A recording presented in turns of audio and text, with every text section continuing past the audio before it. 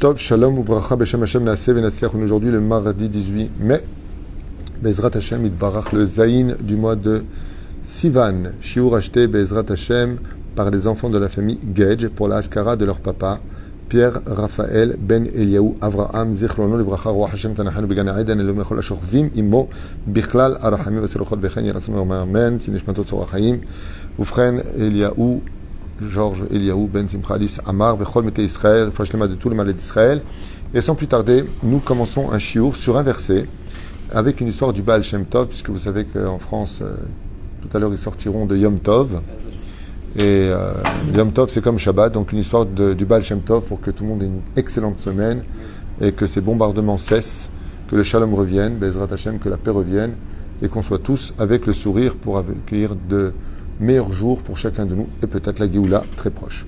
Le verset dans la paracha de Nassau, paracha de la semaine d'ailleurs, qui arrive, Daber el Ben Israël parle aux enfants d'Israël, Ish o Isha, homme ou femme, qui a soumis kol hatot Adam, par rapport au fait qu'ils auraient fauté, ve'idvadu et hatatam asher asu. Et ils viendront donc les itvadot, c'est-à-dire dire et définir la faute qu'ils ont commis. Parce que dans la teshuva, pour pouvoir être pardonné, il faut définir ce que l'on a fait, il faut en parler. Non pas avec un curé de l'autre côté en lui disant, vous savez, j'ai fait ça et ça, pas du tout, mais il faut en parler avec Hachem. D'accord ? L'homme n'a pas le pouvoir de dire Dieu te pardonne. Ça ne veut rien dire. C'est le mec, il a fait Zera Levatala, il va voir quelqu'un, il dit j'ai fait Zera Tara, Dieu te pardonne. C'est toi qui étais au Arsina qui a donné la Torah. Il n'y a que Dieu qui peut pardonner. Toi, tu ne peux pas le dire. C'est là. Bon, ceci étant, Veidvadou et Hatata Macherasu, mais par contre, vis-à-vis d'Hachem, il est impératif de vous mettre de côté là pour l'instant. Il y a les sirènes, là où on est protégé. C'est là. Velachen. Katouf po et chatatam beidvadu et chatatam asherasu, et ils viendront dire et donner Bezrat Hashem une explication sur le pourquoi ils ont fauté, quelle était leur faiblesse et quelle est la faute qui a été commise. Et là on va pas tzadik or shivat hayamim Rabbi Israël Baal Shem Tov. Baal Shem Tov zecher ve tzadik kadosh ivracha, il dit zchuto yegan al kol am Israël.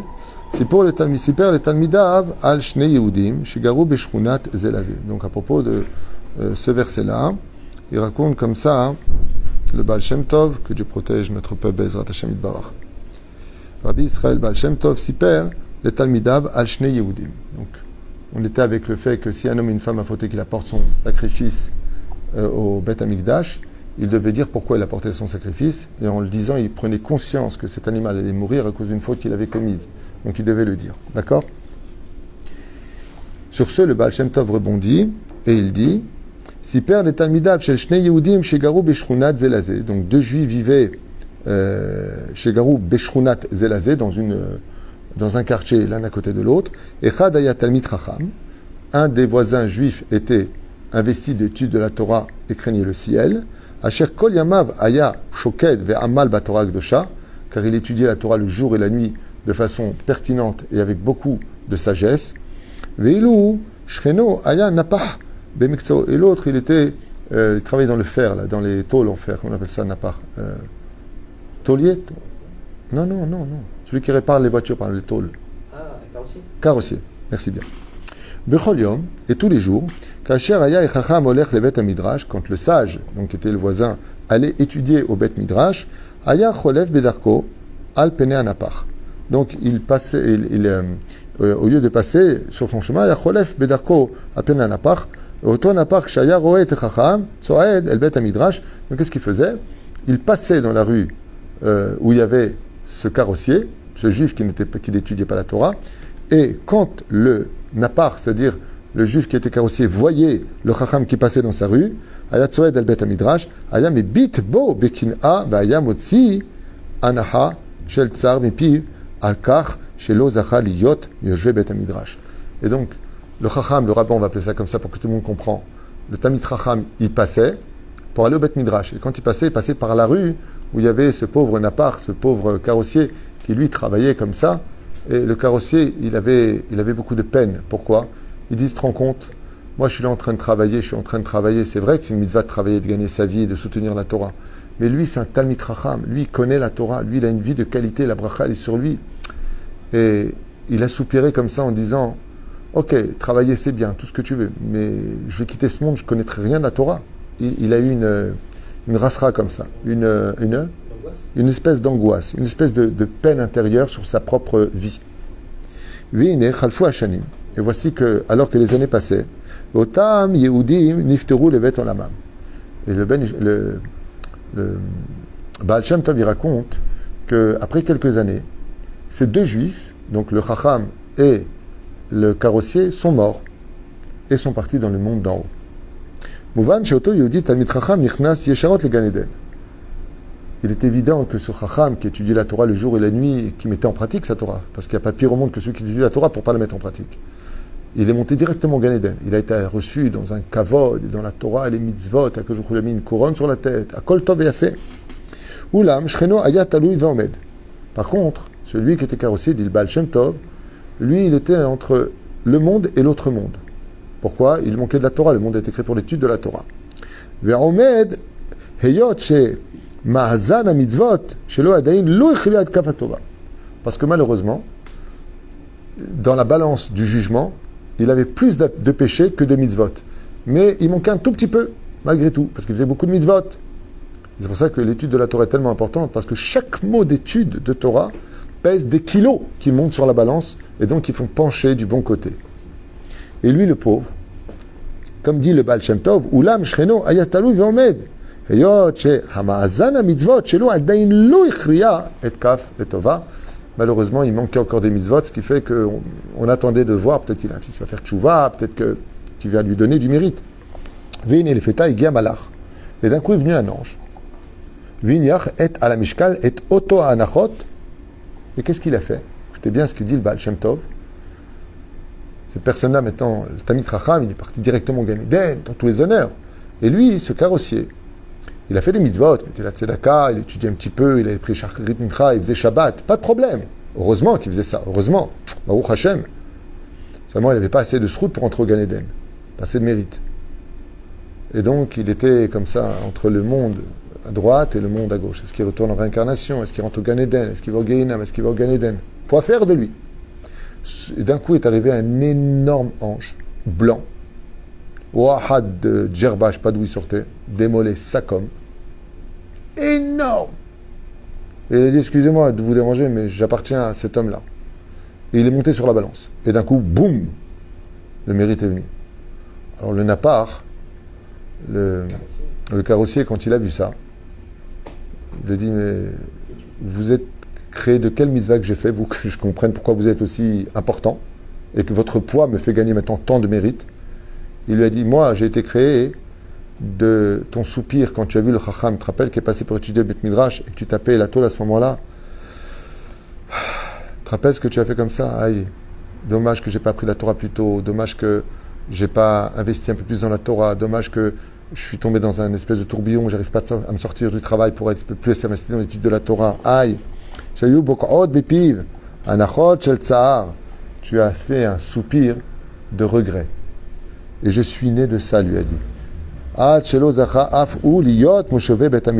tu as dit, quel dommage pour moi que je n'ai pas eu le mérite d'être assis parmi les grands en Torah.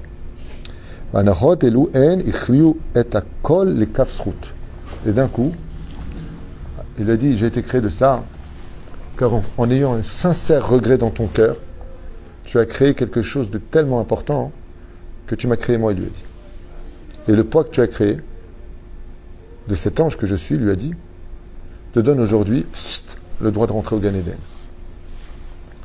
À l'écart, Mar'ish Venifla.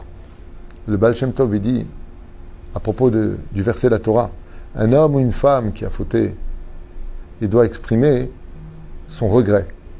Il dit, regarde ce que c'est exprimer son regret. Simplement de soupirer, de ne pas avoir été meilleur. Soupirer, de dire à Dieu, j'aurais tellement voulu te servir mieux. C'est déjà créer un ange qui pèse un poids incommensurable. Parce que de là redémarre une nouvelle chance pour toi dans la vie. Afilu Yehudi shiur rachok mitorah mitzvot. Et là, le Baal Shem Tov, il dit, même si est juif, il est loin de la Torah et des mitzvot. Et tsemze, par le fait que, chez libo pnima, qu'à l'intérieur de son cœur, Ou mishtokek ou mitavel avodat Hashem. Il aurait vraiment voulu être plus religieux, plus pratiquant, plus proche de Dieu, plus proche de les mitzvot de la Torah, plus calme dans sa vie, plus donnant, plus aimant. Berov tsaro ou motzi anaha shel tsar mipiv, au point d'extirper de lui un souffle de désarroi, comme on dit, un soupir. Area anaha zo bokaat et riki hashamaim. Le Baal Shem Tov, il a dit que, en réalité, quand on soupire, c'est l'âme qui parle.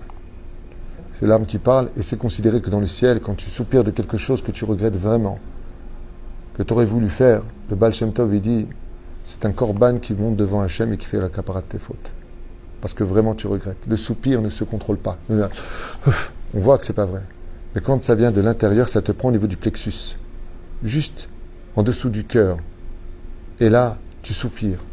Le roi qui sort, il vient faire la capara de tes fautes. Kata bamash mitravet.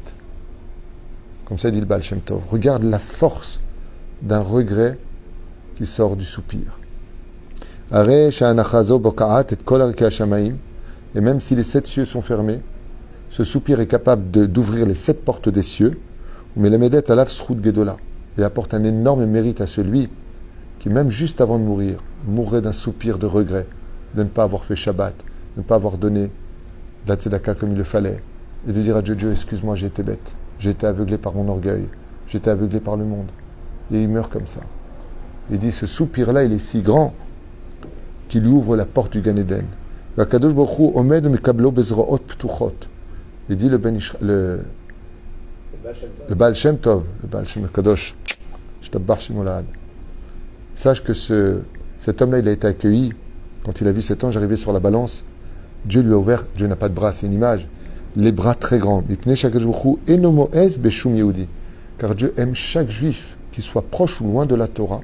Dieu aime tous les juifs. Surtout quand ils ont un regret. C'est comme un fils qui est loin de son père. Et son père lui dit, dis-moi, mon fils, je te manque pas.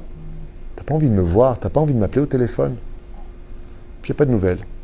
Jusqu'au jour où le fils rencontre son père et lui dit, je te dis la vérité, papa, je ne sais pas comment te dire, mais je regrette tellement de ne pas avoir fréquenté un peu plus. Il vient de soigner toutes ces années d'absence. Af'im idoubar biyoudi shekilkel ou pacha, même s'il s'agit d'un juif qui est descendu très bas et qui a détruit les mondes supérieurs par ses fautes, sharigam ubno shel hakadosh baruch hu. Même si c'est assimilé, il restera toujours le fils d'Hachem. Ve'alkan hakadosh baruch hu mamtin umchake lo shashuv b'tshuva.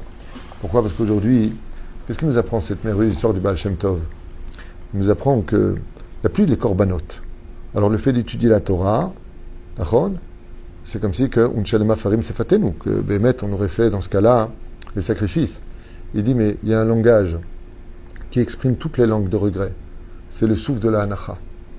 Et qu'est-ce que c'est quand on fait une anacha, c'est-à-dire un soupir? Ce soupir-là, il nous est donné dans l'année un jour précis, Rosh Hashanah. Le shofar. Qu'est-ce que c'est le shofar? C'est ce qui vient du souffle de l'homme. Et quand Dieu entend le shofar, c'est le soupir du peuple d'Israël qui dit Dieu, si on avait pu mieux te servir, Bémet, on l'aurait fait.